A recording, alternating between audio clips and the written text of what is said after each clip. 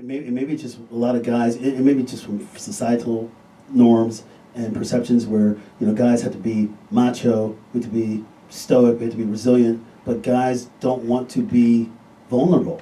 And I think, as you basically said, women are so much better at it than guys. And so again, how do we continue to have this conversation? I would say one way to have this conversation is doing something like this and getting the message out to people. But when it comes down to the day-to-day, that is really where sometimes I feel like I'm racking my brains. And there's no doubt, I think when I see people in my practice, you can certainly, I'd like to pick your brain and throw another question right back at you. You know, I've got more men that come in angry about something than I do than my women patients. Men feel more comfortable with anger. In and of itself, anger is not necessarily a bad thing if it's channeled correctly.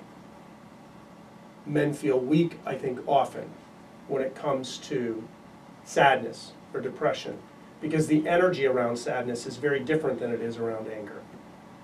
And Todd, I'd be curious in hearing what you think about this, but men are better at doing things. I think women innately are often better at being. And I think that's a real challenge for men, is how can I learn to be? Which I think is a little bit of a preview of the mindfulness that we'll talk about. Todd, please elaborate. That's almost what mindfulness is in a nutshell, is actually practicing just being. Because you're right, we're always needing to do something, and we're human beings, we're not human doings.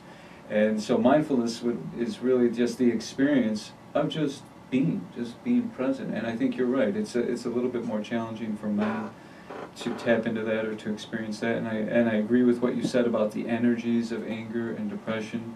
Depression feels like such a more defeating energy, where it seems like you can actually accomplish something with anger. You can change the environment through your anger. You can get control of whatever feels like is slipping through your control. You can feel powerful. You can feel powerful, right?